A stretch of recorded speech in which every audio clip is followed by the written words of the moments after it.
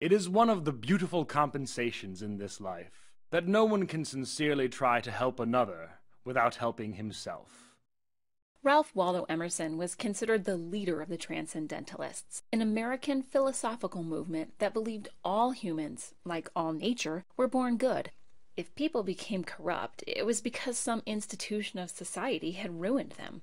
This philosophy had a strong influence on American society in the 1830s and 40s, and many adherents turned their attention to making America into a better place.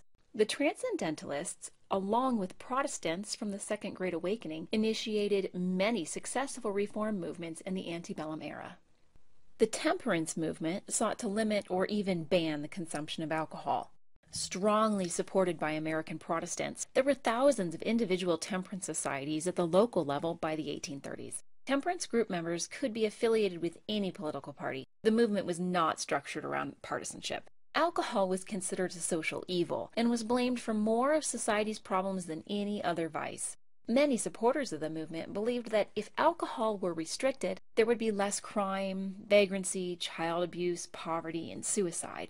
Since the movement was opposed by many of the new Catholic immigrants from Ireland and Germany, temperance also became linked to some degree with nativism and anti-immigrant sentiments. Although it took nearly a century, the temperance movement was finally successful with the ratification of the 18th Amendment to the U.S. Constitution in 1919. Commonly called prohibition, the measure caused a set of unforeseen problems and was repealed during the Great Depression. In early America, few schools existed outside of Massachusetts. Children were taught at home by parents or tutors or were sent away to a boarding school.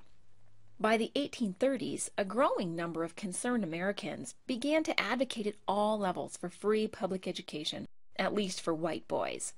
In 1837, Horace Mann took control of the new Massachusetts Board of Education and pursued free, equal, non-religious schooling for all social classes, provided by trained, well-paid professional teachers.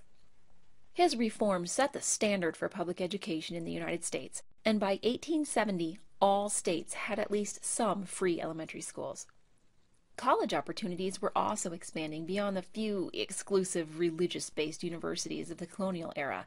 By 1840, there were more than 70 institutions of higher education, offering both theological and more practical training.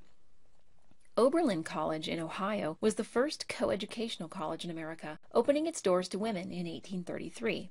Other opportunities for adult education included lectures, speeches, seminars, discussions, and publications. You can learn even more about the education movement in another lesson in this course that focuses on education in early America. Likewise, early America had very few prisons. If you were caught stealing in the early 1700s, you would have been publicly whipped, and if you kept up the habit, hanged. 100 years later, you would have been thrown into a large common cell where your neck was your own problem. Reformers, influenced by the ideals of Transcendentalism, believed there had to be a better way to rehabilitate criminals.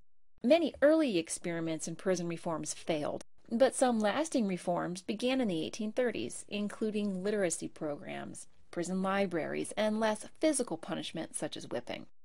Americans with all kinds of disabilities had also been kept in prison-like warehouses, and it was during this era of reform that asylums were first established.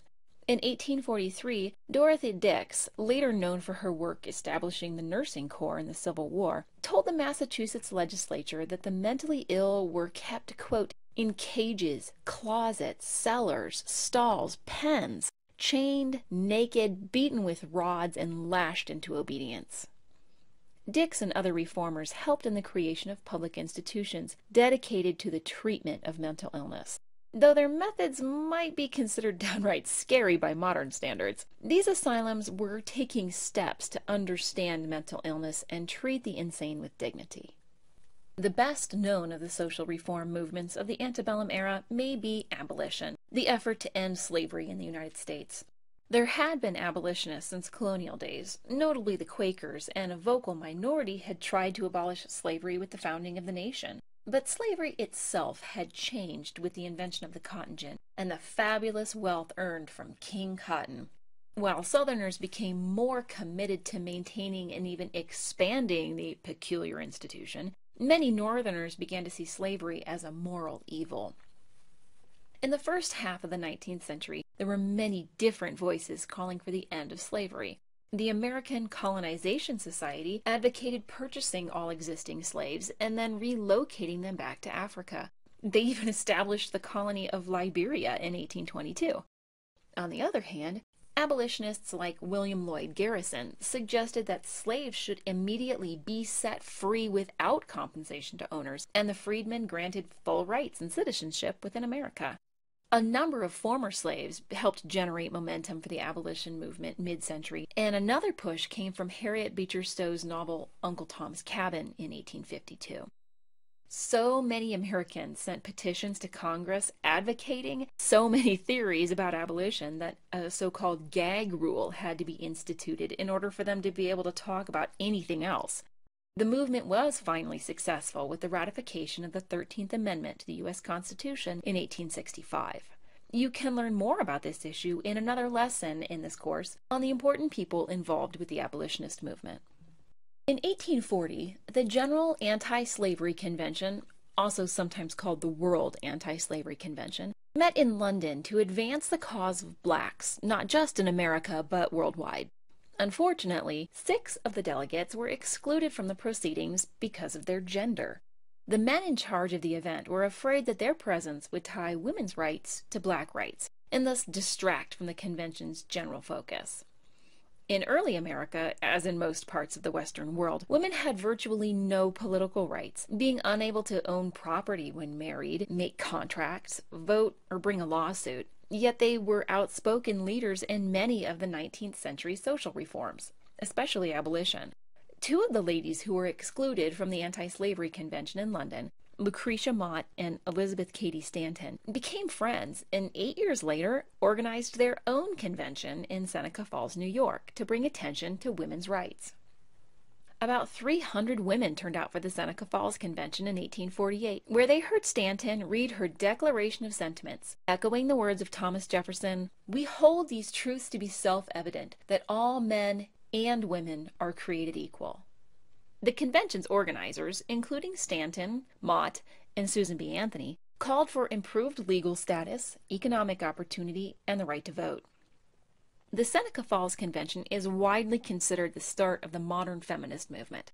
And though it was eventually successful in many ways, including suffrage with the 19th Amendment, the movement for women's rights was overshadowed by the issue of slavery until after the Civil War. Let's review. In the decades before the Civil War, transcendentalists, inspired by their belief in human goodness, and Christians from the Second Great Awakening began a number of reform movements in an effort to improve American society. Temperance was the movement to ban alcohol. Other reformers worked to establish public schools and expand higher education throughout the states, including Oberlin College, which opened its door to women. Prison conditions were improved, and asylums for the mentally ill were established under the direction of Dorothea Dix.